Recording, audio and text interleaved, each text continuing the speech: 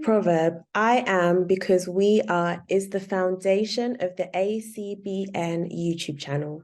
Tap in for all of our remarkable content and ecosystem mobilization through the phenomenal practitioners and thought leaders we engage on this channel.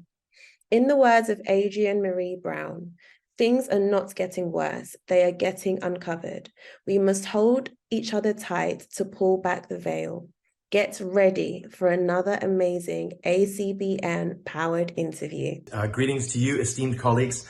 My name is Graham Singh, and I'm the founder of the Trinity Centres Foundation. I'm also a pastor in the Anglican Church of Canada, and it's my joy to join you in this way. I'm sorry not to be with you in person for this very, very important subject on faith communities and social innovation. As Victor has mentioned, my role has been in the innovation side of the church, for whatever that might mean. We'll come to that in a moment. For some time now, nearly 20 years in the Church of England, the Anglican Church of Canada, founding the Trinity Centres Foundation, also leading an organization called Church Planting Canada. And what I can say is, I truly believe that not only the Christian church, but I would extend this to our Muslim and Jewish sisters and brothers particularly, and we can go further into other world faiths, but if we focus on the Abrahamic faiths for just a moment, I truly believe we're going through a once in 500 year operating system revolution.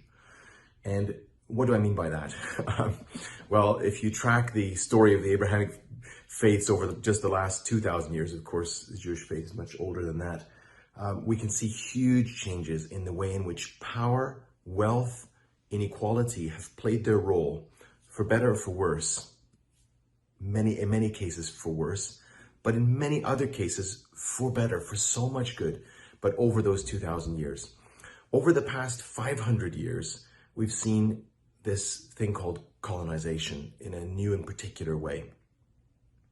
The process of decolonization necessitates innovation within faith communities because of their deep role in the colonizing process. My own family left India in the 1850s to go to British Guyana, and their journey from their Hindu faith into a kind of British school system, generalized colonial British Caribbean faith, which many of you may understand some of that. It represents some of the beautiful parts of the story of our family, as well as some of the very difficult ones.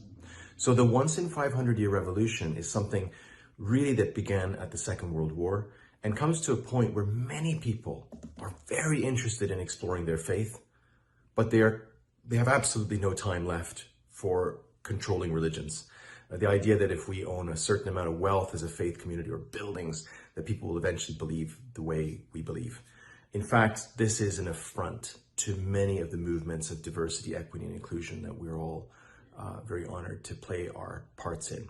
So number one, there is a big change going on. And I don't want to put people into two groups, but let's just do it for just a moment and say there's those who know that that's happening and that's their reality. Every day they wake up and they say, grandmother, everything has changed. And then there are others, they may be grandmother age. Some of them are quite a lot younger who are hoping for a kind of renaissance of the old ways of faith communities. I can tell you very frankly, I don't believe we will ever see the old days again, and I'm glad. But the idea of to what extent do you agree with that concept of a major once in 500 year operating system revolution? That is the beginning of a lot of the tension around social innovation and faith communities. Number two, I'm going to hit this head on.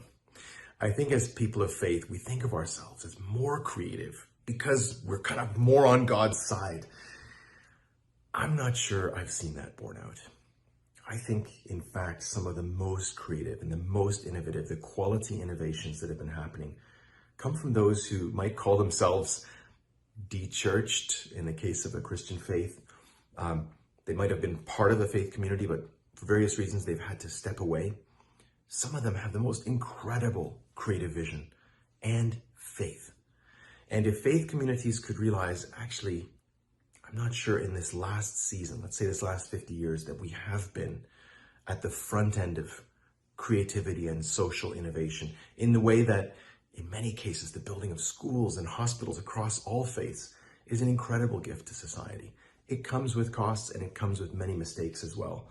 But there have been times where we've been really on the front. I'm not sure we have been as much on the front lately as people of faith.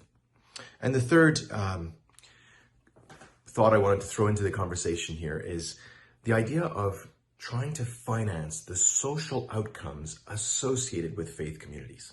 This is something that I believe we can agree upon, even if we don't agree on the future role or present role of faith communities themselves. What do I mean by that?